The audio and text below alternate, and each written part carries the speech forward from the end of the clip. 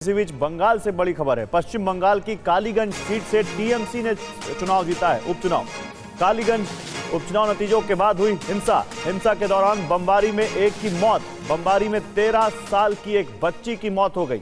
TMC कार्यकर्ताओं पर बमबारी का आरोप है। देखिए परिवार कैसे बिलखता हुआ उस बच्ची का।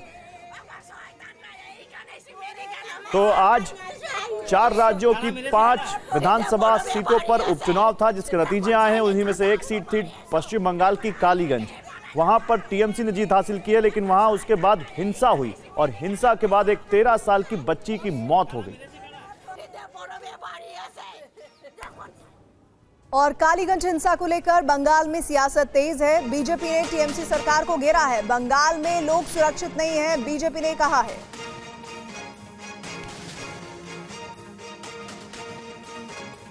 अल्पसंख्यक को एक तरफ इस सरकार के ऊपर कोई भरोसा नहीं है, पुलिस और सीआईडी का ऊपर कोई भरोसा नहीं है।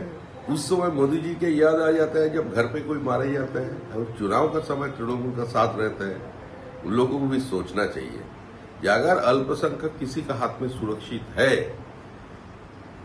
खुशहाली है उसका अंदर, तो वो भारतीय जनता पार्टी का पास है। और जितना भाजपा शासित राज्य है उस जगह का जो सोशियो इकोनॉमिक कंडीशन है मुसलमानों का, वो पश्चिम बंगाल से अधिक बेहतर है। कालीगंज हिंसा में बच्ची की मौत पर कांग्रेस नेता अधीर रंजन चौधरी ने ममता सरकार को घेरा है। उन्होंने कहा कि राज्य में जीत चाहे किसी की भी हो, गुंडागर्दी जारी रहती है। जब चुनाव जीतने के बाद सत्तारूढ़ पार्टी के लोग जश्न मना रहे थे, तो जश्न के चलते जिन लोगों ने उनके खिलाफ चुनाव में लड़े थे, एक कम्युनिस्ट पार्टी सीपीएम पार्टी की एक परिवार पे वो हमला बोल दिया। बंगाल में जीते या हारे कोई इसमें कोई फर्क नहीं पड़ते। गुंडागर्दी बंगाल में कांस्टेंट रह जाते हैं। हर वक्त गुंडागर्दी रहेगी, चाहे वो जीते चाहे वो हारे। हमारे साथ इस पर और ज्यादा जानकारी के लिए टीवी9 भारतवर्ष संवाददाता रविशंकर दत्ता जुड़ गए हैं। रवि, अधीर रंजन चौधरी भले ही राजनीति के तौर पर इस बयान को दे रहे हों कि जीते या हारे कोई भी, लेकिन गुंडागर्दी जारी रहती है, लेकिन हकीकत यही दिखाई दे रही है इस वक्त पश्चिम बंगाल की। जीते या हारे कोई भी, लेकिन आम लोग पिसते हैं। एक बच्ची की मौत हुई है, बहुत दुखद है।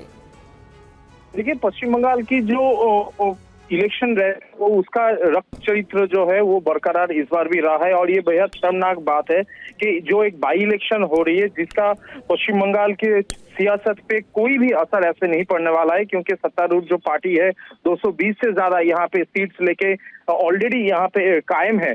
और उसके बाद एक सीट बढ़ेंगे तो ऐसा इसमें कुछ आता जाता नहीं है। लेकिन सेलिब्रेशन ऐसा एक पार्टी की तरफ से हुआ, तृणमूल कांग्रेस के तरफ से, जिनके तरफ से एक बॉम्ब फेंका गया और एक बच्ची जो कि सीपीएम फैमिली से है, उनका फादर के ये एलिगेशन है, मेरा एक ही बच्ची थी और तृणमूल कांग्रेस को ये पता था हम सीपीएम फैमिली से हैं, मेरा एक ही बच्ची को उन्होंने मार डाला।